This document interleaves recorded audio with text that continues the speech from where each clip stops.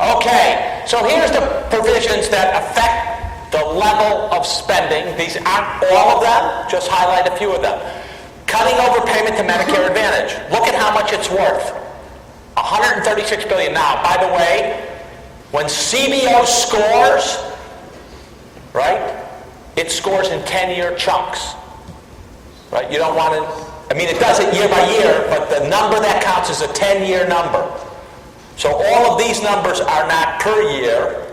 All of these are 10-year numbers. Okay? So cutting overpayment to Medicare Advantage, removing that 14% overpayment, compounded over 10 years, is equivalent to $136 billion. Enforcement of fraud and abuse, $3 billion. What does that, how does that strike you? Exactly. Why is that so small?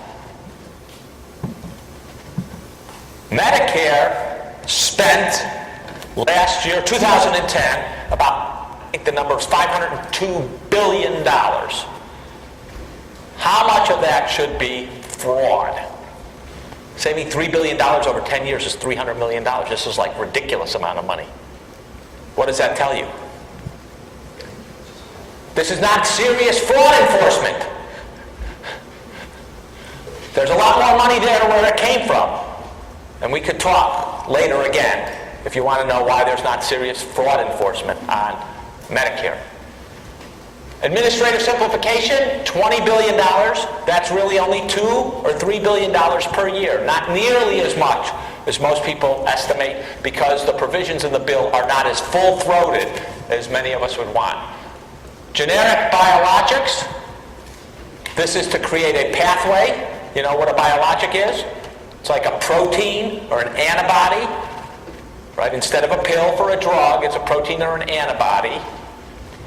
And the problem is, for a pill, which is just a chemical compound, we know how to get a generic. Right? You just manufacture the same compound. On a biologic, it's harder. We needed to define a pathway for that. And the idea is that once you got generics in the biologic, you drive the prices down and save $7 billion on the Medicare and Medicaid side of things. Payment change for complex imaging, that's what I told you about, you know, combining chest and abdomen. $1.2 billion over 10 years. And reduction of payment update factor. Interesting term. What is an update factor? It's how much we increase year to year the price that we're going to pay for inflation above inflation. And one of the things that we argued is, look, there should be some productivity enhancement, more computerization.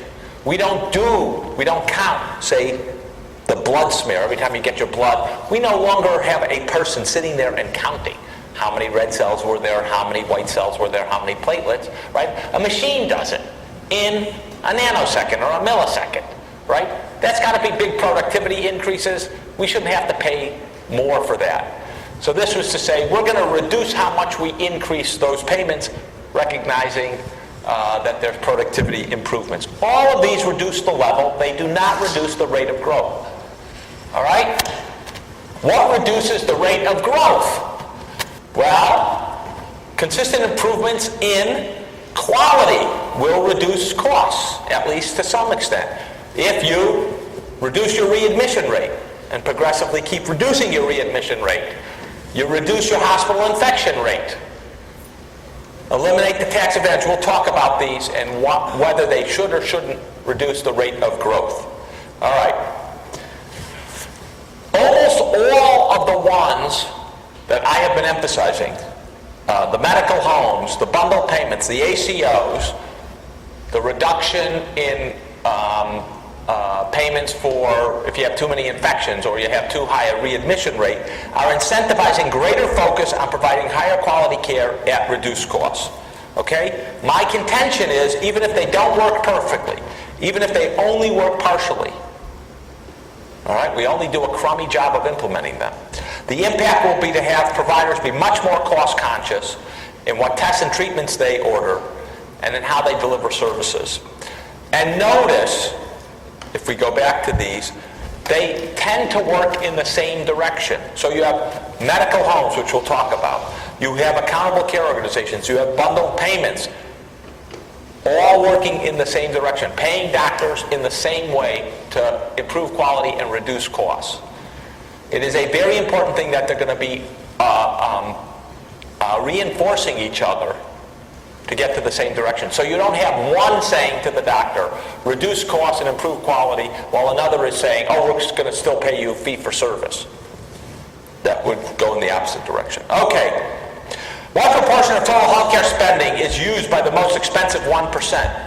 I should hope that everyone in this room has imprinted on their brain what proportion of healthcare spending is spent by the top 10%. So, as I have been saying on the lecture circuit, and as I said yesterday out in sunny California to a bunch of device manufacturer CEOs telling them how I thought the system was going to evolve, the key to savings is prevention. That's nothing new. Every politician will say that. And what comes into your mind when they say prevention? Vaccines, right? Better diet, cancer screenings, those things other than vaccines. Vaccines save money. The rest of it may be cost effective, certainly doesn't save a dime. You spend money, maybe it's a cost effective way to spend money.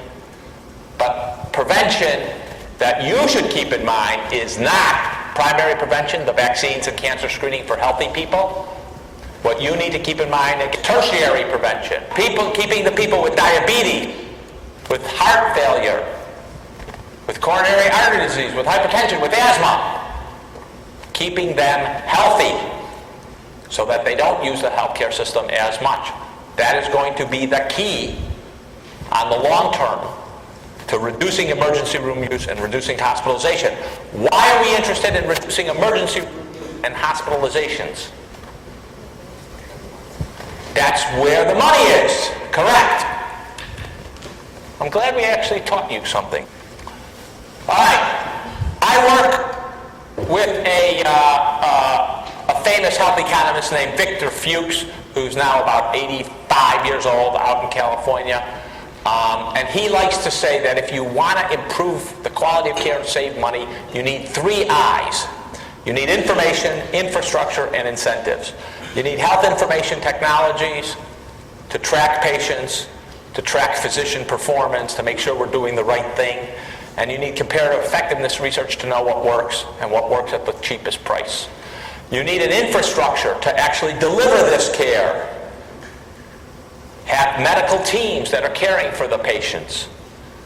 And we'll talk about what other infrastructure. And we know we're not going to spontaneously get those information systems and that infrastructure change unless we provide a little grease to the system.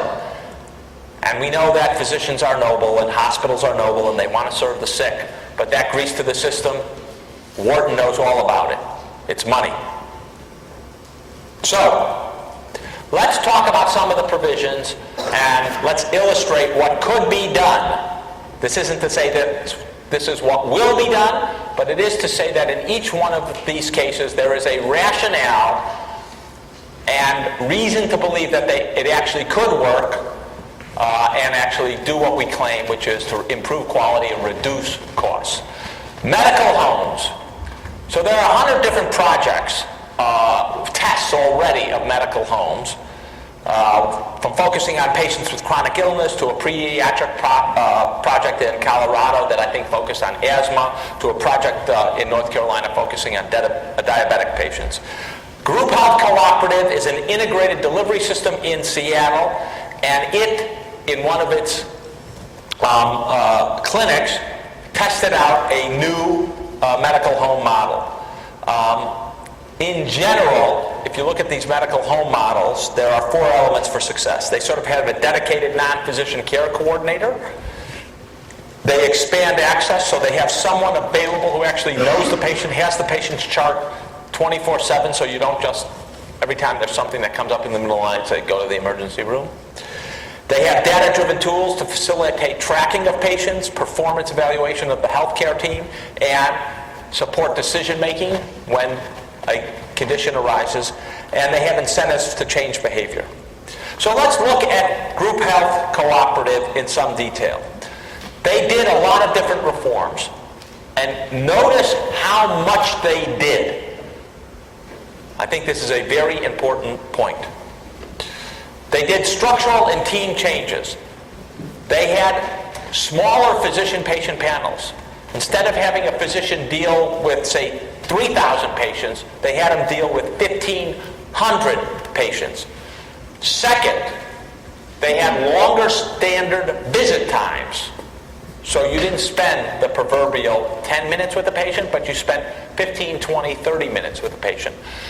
They had a team, physician and medical assistant. They had team members co-located, physically co-located, so they're all working in the same place. They changed at the point of care when they were interacting with the patient. They had communication of team roles to the patient, so the patient knew what each person was doing. They had motivational interviewing techniques. I'm not sure what that is. They promoted email and phone calls. Right? Not everything has to have you come in. Pre-visit chart review and visit planning. I can tell you, this almost never happens. Actually think ahead of time before the patient comes in what you're going to do with the patient. Right? Almost never happens. Docs walk into the room, boom, the chart's in the door. Here, we're planning it. Collaborative patient care planning. That means that the whole team gets together and figures out what they're going to do. EMR, electronic medical record, best practices alerts. So you get informed or helped to remind you what you're supposed to do. Health maintenance reminders. This patient is due for their flu vaccine, or this patient is now turning 60, needs to have a zoster shingles vaccine. And they could have real-time specialist consulting, even if they're not in the same building, through the electronic medical record. Change in outreach. We don't just wait for the patient to come to us. We proactively interact with the patient. New patient outreach. So when the new patient's coming in, you contact them before they're in the office. Mail birthday reminder, care letters. You're turning 50. It's time for your colonoscopy. I knew you were very happy about turning 50. If you have an abnormal test, you just don't, put it in the record. You actually call the people, talk to them about it. Chronic disease medication outreach. Remember, one of the big problems is patients don't always fill their prescriptions. They don't always take them right. This tries to alleviate that. Group visit outreach. We don't only see patients, one doctor, one patient. Sometimes the best thing you can learn is from a fellow patient. Outreach using care deficiency reports. Did we screw up in some way? If we did, we reach out to try to remedy that problem. Promote HRA. What's an HRA? Health risk assessment. It typically involves, this is for relatively healthy people. What's your body fat and body mass index? Are you hypertensive, high cholesterol? Are you a smoker? Are you diabetic? Identifies problems you might have so that you can address them. Emergency visit and inpatient follow-up, so that if they do get admitted to the hospital, you figure out why, what went wrong, could we have prevented it. Promotion of self-management workshops, so patients can figure out better what they should be doing. Management changes, daily care team huddles. The whole team gets together every day to go over everyone they've seen so they're all agreed on the same care plan. Rapid process improvement cycles. We try something new, see if it works. If it doesn't work, junk it. If it does work, spread it. Visual reporting system to track changes. Salary-only physician compensation, so you don't get paid to do more. What is the effect? In 21 months, they had a 6% decrease in inpatient admissions. They had a 6% decrease in primary care visits. They had a 29% decrease in emergency department visits. They had a 5% more telephone calls and 80% more secure email messages. So notice, they substituted telephonic and remote interaction heavily for primary care visits. But that's after they had a relationship with the patient, after they had team working. And financially, it was not quite savings. They did save $1.5 to every dollar invested on, at 21 months. Statistically on the border.